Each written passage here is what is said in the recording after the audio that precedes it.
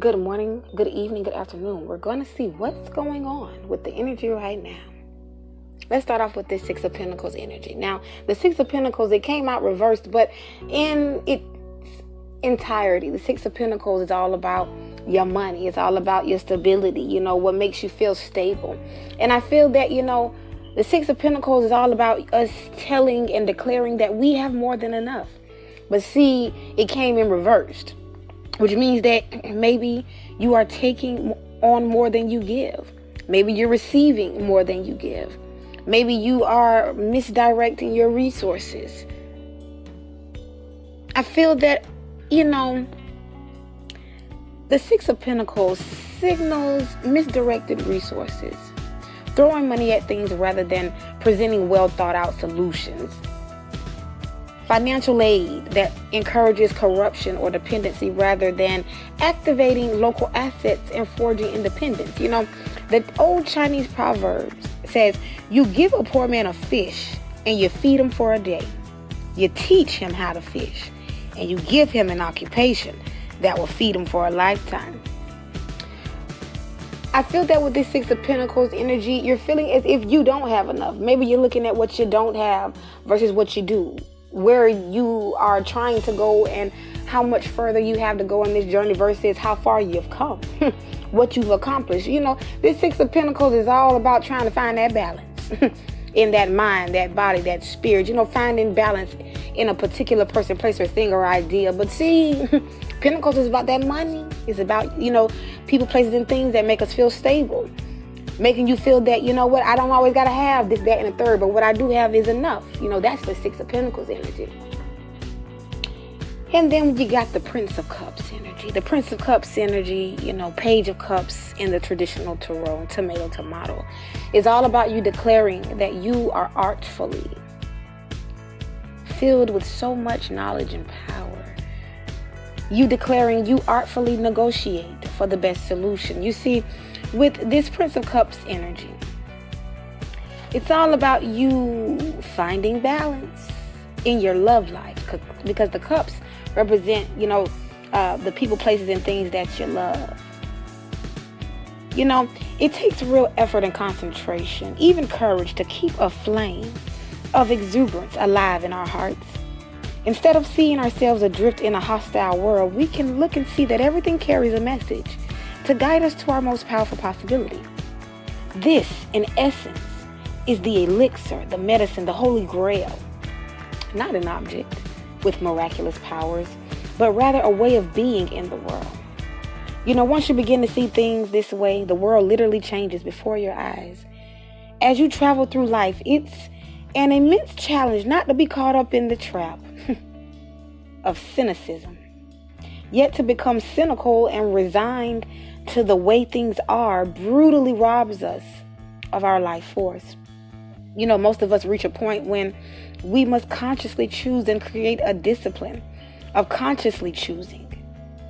Albert Einstein suggested we examine the most fundamental nature of life when he said, the most important question you can ever ask is if the world is a friendly place. And every time we resign ourselves to the opposite, we leave behind the spark of life that we can be astounded by something new and unexpected.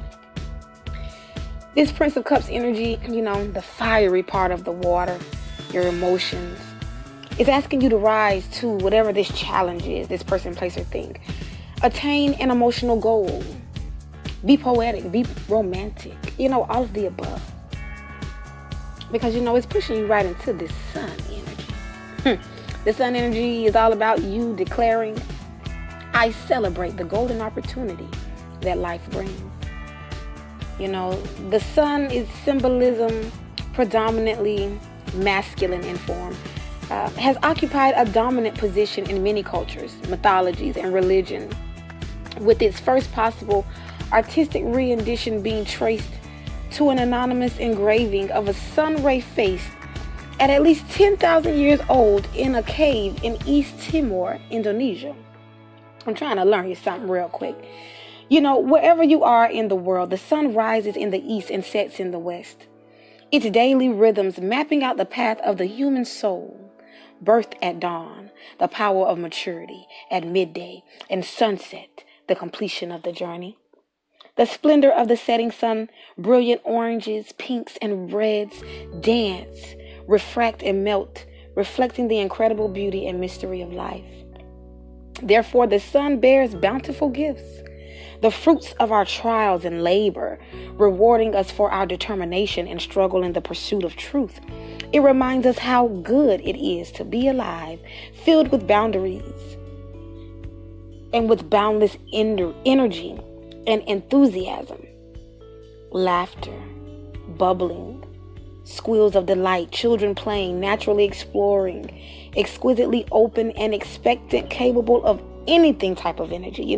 This energy is infectious, and people warm to you immediately and are excited about what you have to offer. Celebrate the light. The sun energy is all about you feeling joy, pure joy. It's asking you to take time to play, be alive, dance and laugh. Allow life to expand and fulfill you. Bask in the energy of the warmth of the sun. And upon doing that, you will conquer this devil energy. You conquer the devil energy by declaring, I am the master deceiver, and it is time to break the spell. See, the devil energy is all about you embracing your inner trickster, so to speak, giving in to temptations, making choices based on impulse rather than desire, sometimes deceiving yourself. Sometimes it makes you feel hopeless.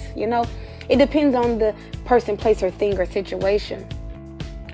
This devil energy is, basically saying he is the possessor of miraculous intelligence, acquiring, implementing, and building knowledge in ways far superior than humanity, and yet without consciousness, has no empathy, no sense of right and wrong.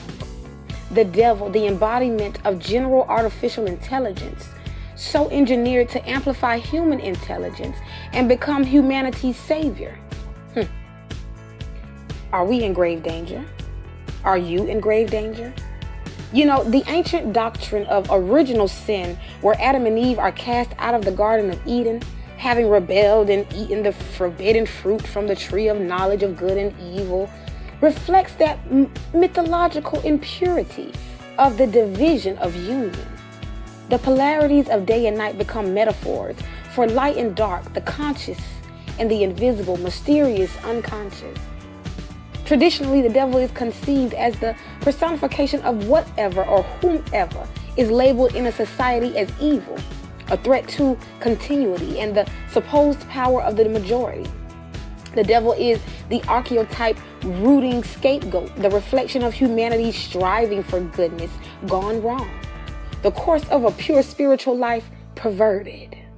The devil is the great tempter, the voice of deception and corruption. The devil is the trickster who secretly bewitches us, encouraging us to continue life, debilitating behaviors that drain our resources and relationships.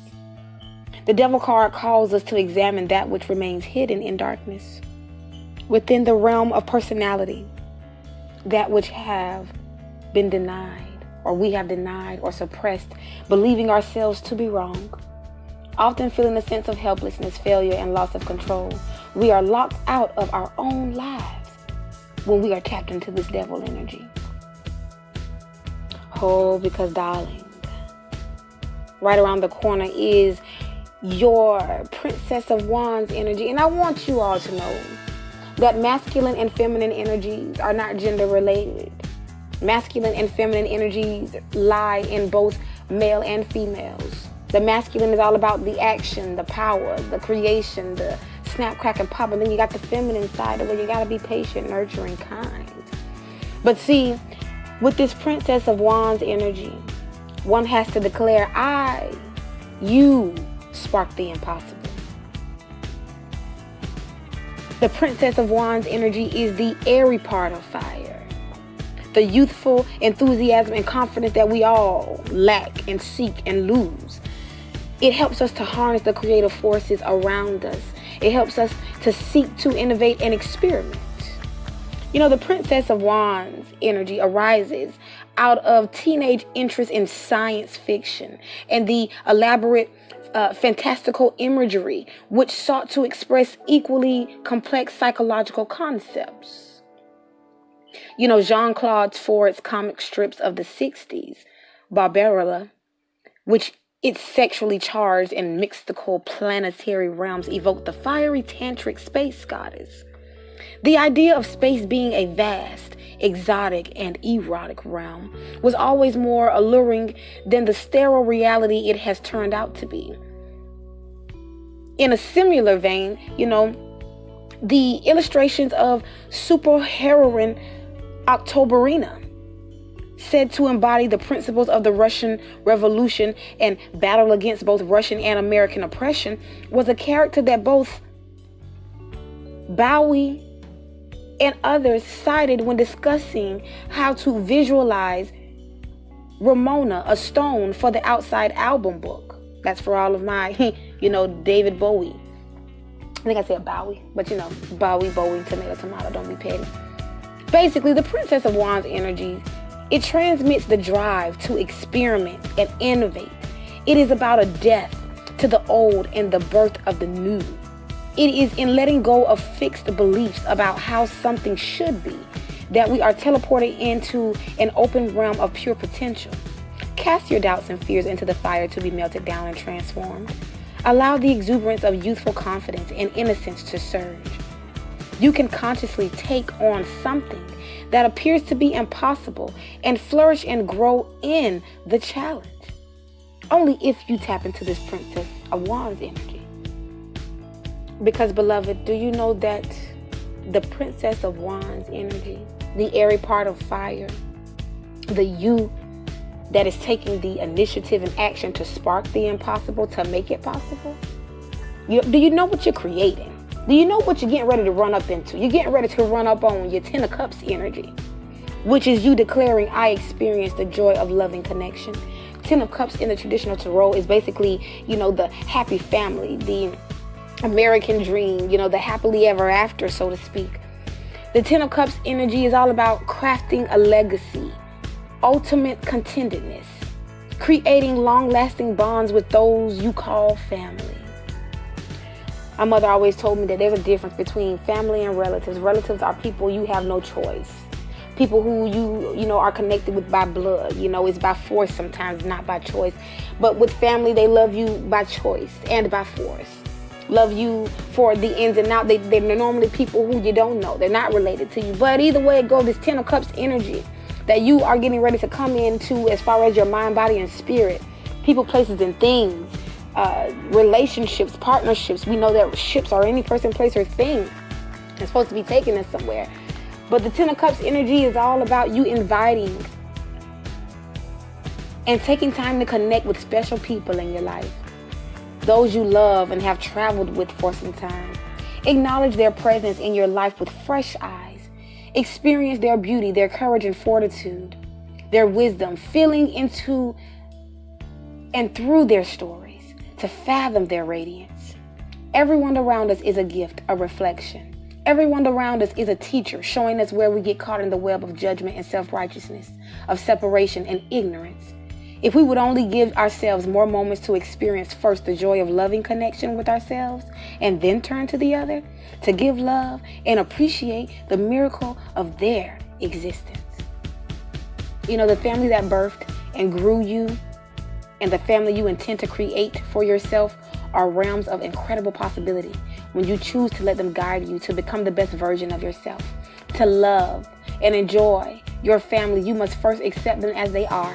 Accept yourself as you are. Easier said than done. And then invent ways to touch and be touched by their lives. Let old ancestral patterns fall away. Pick up the arrows of judgment and transform them into flowers of love, gifting them to yourself, your family, and the world.